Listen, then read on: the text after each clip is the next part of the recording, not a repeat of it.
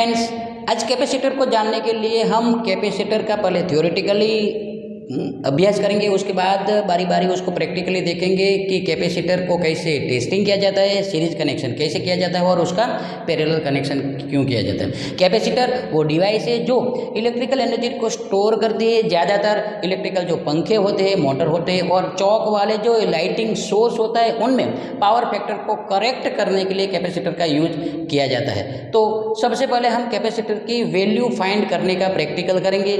Practical number 1, find the capacity of capacitor. Find the capacity of capacitor. Suppose अपने पास कोई capacitor है, उसके ऊपर ज़्यादातर कैपेसिटर पर उसकी जो वैल्यू होती है वो प्रिंट की हुई होती है, लेकिन जब कैपेसिटर का प्रैक्टिकल फील्ड में यूज हो जाता है, यूज किया हुआ कैपेसिटर होता है, तब उसकी जो वैल्यू है वो उसके ऊपर से मिट जाती है। तब उसकी वैल्यू कितनी है वो फाइंड करने के लिए एक सिंपल सर्किट बनाना पड़ता है। सपोज अपने पास एक कैपेसिटर है, इस कैपेसिटर के सीरीज में हम एम्पेयर मीटर जोड़ देते हैं। एम्पेयर मीटर जोड़ने के बाद जो एक कैपेसिटर है उसका रेटिंग का जितना भी वोल्टेज है, सपोज कि उसका रेटिंग का वोल्टेज 240 वोल्टेज है, तब हम उसको 240 वोल्टेज का सप्लाई देंगे। जब सप्लाई देंगे तब कैपेसिटर में से करंट पास होगी। एक करंट का जो वैल्यू आता है, इस वैल्यू को सिंपली एक फॉर्मूला में रख के कैपेसिटर की कैपेसिटी माइक्रोफेराड में निकाली जा सकती है। उसके लिए जो फॉर्मूला है वो कैपेसिटर की capacity is equal to I बटे 0.0785। इसकी जो कैपेसिटी आएगी वो माइक्रोफेराड में आएगी। देखिए फ्रेंड्स, कैपेसिटर की माइक्रोफेराड में कैपेसिटी ढूंढने के लिए हमने एक कैपेसिटर लिया है। इस कैपेसिटर के ऊपर 250 वोल्ट AC ऐसा लिखा हुआ है। इसका मतलब ये है कि इस कैपेसिटर को 250 वोल्टेज सप्लाई देना है। अब हम इस कैपेसिटर को प्रैक्टिकली सप्लाई देके टेस्ट करेंगे। यहाँ पे हमने सप्लाई का दोनों जो एंड्स है वो कैपेसिटर के साथ लगा दिया है। कैपेसिटर को हम 230 वोल्ट सप्लाई देते हैं। अभी सप्लाई चालू करते हैं और सप्लाई चालू जैसे होता है वैसे कैपेसिटर में से जो करंट पास होगा वो कैपेसिटर का चार्जिंग करंट होगा। हम एम्पेयर मीटर के जरिए कैपेसिटर में से कितना करंट पास हो रहा है वो देखते हैं। यहाँ पे हम देख सकते हैं कि अभी करीबन 1.5 एम्पियर करंट इस कैपेसिटर में से चार्जिंग करंट के रूप में बह रहा है। अब हमने अपने जो ये फॉर्मूला है कैपेसिटर की जो कैपेसिटी माइक्रोफेराड में ढूंढते हैं, I बटे 0.0785, इसमें इस 1.5 एम्पियर करंट रखा, तब हमको 19.10 जितना वैल्यू प्राप्त हुआ। इसका मतलब ये है कि इस कैपेसिटर का जो वैल्यू है वो 19.10 या 20 जितना है। यहाँ पे आप देख सकते हैं कि इस कैपेसिटर का जो वैल्यू है वो 20 माइक्रोफेराड लिखा है। जो अपना ये कैलकुलेशन है वो सही है। अब कोई भी कैपेसिटर को जब आप चार्ज करते हैं तब चार्ज करने से उसमें चार्जिंग हो जाता है, तो दोबारा यूज करने से पहले या तो चार्जिंग करने के बाद तुरंत ही बाद उसको दो सिरों आपस में शॉर्ट करके ऐसे डिस्चार्ज कर देना चाहिए, सेफ्टी पॉइंट ऑफ व्यू। कभी कभी क्या होता है प्रैक्टिकल फील्ड में कि अपने जो रेटिंग चाहिए उस रेटिंग का कैपेसिटर अपने पास अवेलेबल नहीं होता है, लेकिन इससे छोटी या बड़ी साइज का कैपेसिटर है वो अपने पास अवेलेबल होता है। तब कैपेसिटर का अलग अलग तरीके से ग्रुपिंग करके जोड़ करके अपनी हिसाब का जो कैपेसिटर है उसकी वैल्यू हम फाइंड कर सकते हैं। इसके लिए कैपेसिटर का 2 तरीके का कॉम्बिनेशन यूज होता है। कॉम्बिनेशन नंबर 1, सीरीज कॉम्बिनेशन या सीरीज कनेक्शन।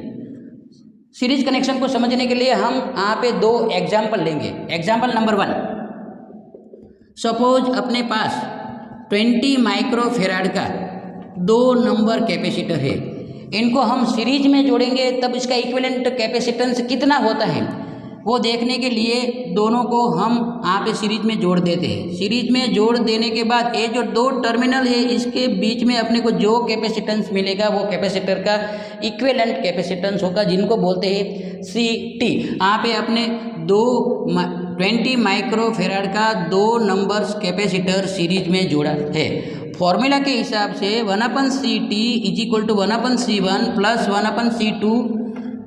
1/C1 का वैल्यू हम 20 रखेंगे, इसका वैल्यू भी 20 रखेंगे। अब इसको आप या तो क्रॉस मल्टीप्लिकेशन करके या फिर LCM लेके या तो कैलकुलेटर के जरिए सॉल्व कर सकते हैं।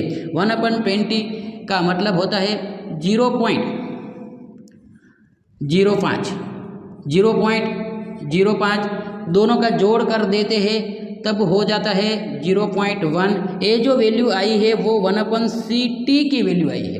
अब CT का वैल्यू ढूंढना होता है तो 1/0.1 करना पड़ता है, यानी कि CT is equal to 10 microfarad. ये आपको याद रखना है। जब 20 माइक्रोफेराड का 2 कैपेसिटर को सीरीज में जोड़ते हैं तब इसका इक्विवेलेंट कैपेसिटी है वो 10 माइक्रोफेराड होती है। ये आपको इसलिए याद रखना है कि इसके बाद हम ये सीरीज कनेक्शन के बाद हम थ्योरी के बाद हम प्रैक्टिकली देखेंगे। जो एक LCR ब्रिज आता है जिनके जरिए हम कैपेसिटर का कैपेसिटेंस नापते हैं, वो थ्योरी में जो जितना आया है इतना ही रीडिंग LCR ब्रिज दिखाता है या नहीं दिखाता है। एग्जाम्पल नंबर 2, सपोज अपने 2.5 माइक्रोफेराड का 4 नंबर्स कैपेसिटर है। क्योंकि 2.5 माइक्रोफेराड का कैपेसिटर है वो ज़्यादा इजी अवेलेबल होता है, ज़्यादातर पंखों में 2.25 या 2.5 माइक्रोफेराड का कैपेसिटर यूज होता है, इसलिए ये हमने यहाँ पे 2.5 माइक्रोफेराड का 4 नंग कैपेसिटर लिया। इनको हम सीरीज में जोड़ते हैं। सीरीज में जोड़ने के बाद इनके जो ये 2 टर्मिनल्स है इसके बीच में अपने को जो कैपेसिटेंस मिलेगा वो CT यानी कि टोटल कैपेसिटेंस होगा। यहाँ पे अपने को याद ये रखना है 2.5 माइक्रोफेराड का हमने 4 नंबर्स कैपेसिटर सीरीज में जोड़ा है। अब थ्योरी के हिसाब से 1/CT is equal to 1/C1 plus 1/C2 plus 1/C3 plus 1/C4। यहाँ पे वैल्यू रखेंगे 2.5, 2.5 और 2.5। अब इनको भी आप अपने हिसाब से सिंप्लीफाई कर सकते हैं। यहाँ पे 1/2.5 का मतलब होता है 0.04 प्लस 0.04 प्लस 0.04 प्लस 0.04। अब सबका जोड़ कर देते हैं तब ये होता है 0.16। ये जो वैल्यू आई है वो 1/CT की वैल्यू आई है। अपने को CT का जो वैल्यू ढूंढना होता है तब 1/0.16 हो जाता है। इसका मतलब ये हुआ कि 0.625 माइक्रोफेराड हुआ। ये जो कैपेसिटी है वो 0.625 माइक्रोफेराड हुआ। माइक्रोफेराड रेंज में 0.625 बहुत छोटा है, इसलिए हम इनको जो ये माइक्रोफेराड है उसको नैनोफेराड में कन्वर्ट कर देंगे।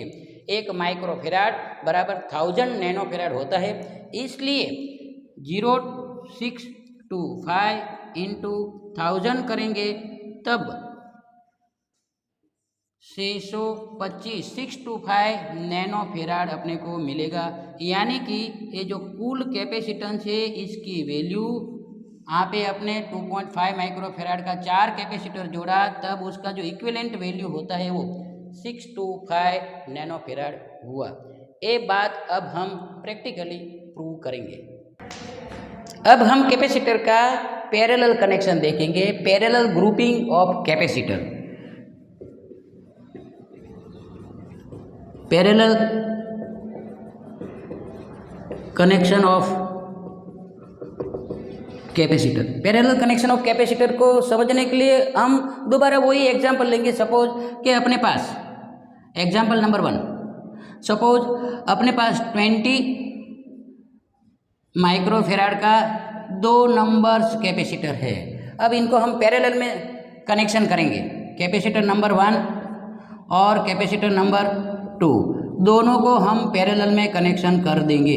तो यहाँ पे जो अपना कैपेसिटेंस होता है वो CT यानी कि कुल कैपेसिटेंस होता है। फॉर्मूला के हिसाब से CT is equal to C1 plus C2, यानी कि C1 का जो वैल्यू होता है, C1 का वैल्यू यहाँ पे अपने पास है 20 प्लस 20 40 माइक्रोफेराड। ये भी वैल्यू आपको याद रखनी है कि जब दो 20 माइक्रोफेराड के कैपेसिटर को पैरेलल में जोड़ा जाता है तब उसकी जो इक्विवेलेंट वैल्यू होती है वो 40 माइक्रोफेराड है। देखिए ये जो LCR ब्रिज है, LCR ब्रिज के जरिए हम कैपेसिटर का कैपेसिटेंस नाप सकते हैं।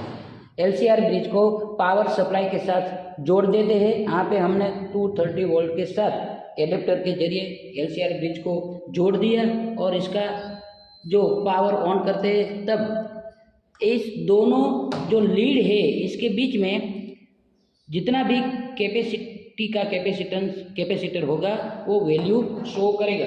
सपोज हमारे पास एक ये जो 20 माइक्रोफेराड का एक कैपेसिटर है, इसको हम LCR ब्रिज के साथ जोड़ देंगे।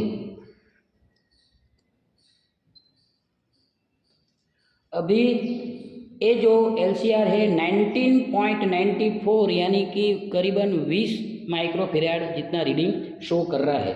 अब हम ये जो कैपेसिटर है इसके जैसे दूसरा कैपेसिटर है उसका भी वैल्यू फाइंड कर लेते हैं। अभी इसको भी हम इसके साथ जोड़ देते हैं। करीबन 20.21 माइक्रोफेराड इसकी वैल्यू शो हो रही है। अब हम ये दोनों कैपेसिटर को सीरीज में जोड़ देते हैं। सिंपली सीरीज कनेक्शन के हिसाब से इनको हम सीरीज में जोड़ देते हैं। अब सीरीज में जोड़ते हैं तब ये नॉन पोलराइज कैपेसिटर है तो इसका कोई भी एक सिरा शॉर्ट कर देते हैं तो वो सीरीज में जुड़ जाता है। अब इसके बीच में ये LCR ब्रिज का कनेक्शन करते हैं।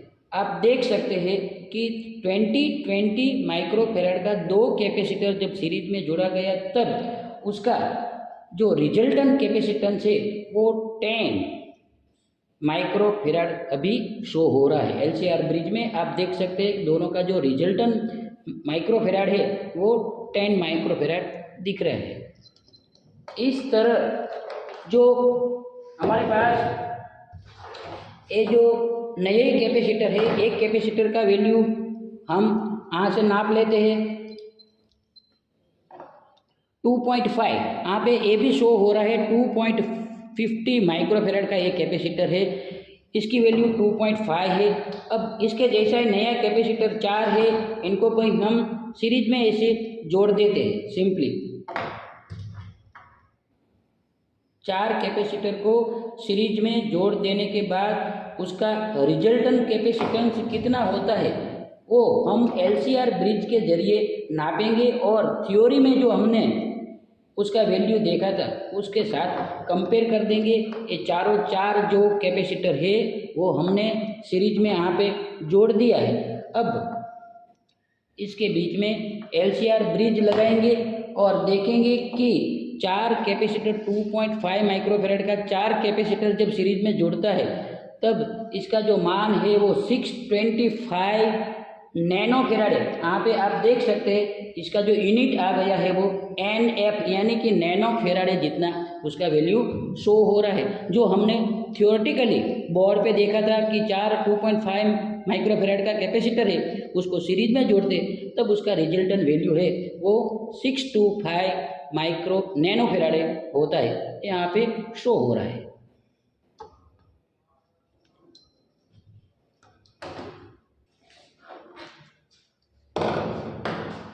अब हम ये जो 20 माइक्रोफेराड का दो कैपेसिटर है इनको पैरेलल में ज्वाइंट करते हैं। पैरेलल में ज्वाइंट करने के लिए दोनों का एक जो एंड्स है वो साथ में ले लेते हैं और दोनों के बीच है वो LCR ब्रिज ज्वाइंट करते हैं। आप देख सकते हैं कि दो 20 माइक्रोफेराड का कैपेसिटर जब पैरेलल में जुड़ जाता है तब उसका जो वैल्यू है वो 40 माइक्रोफेराड हो गया। वो थियोरी में हमने देखा था कि 220 माइक्रोफेराड का कैपेसिटर उसको हम पैरेलल में जोड़ेंगे तब उसका जो रिजल्टेंट वैल्यू है वो करीबन 40 माइक्रोफेराड होगा। वो यहाँ पे सिद्ध हो रहा है या मीटर ये शो कर रहा है।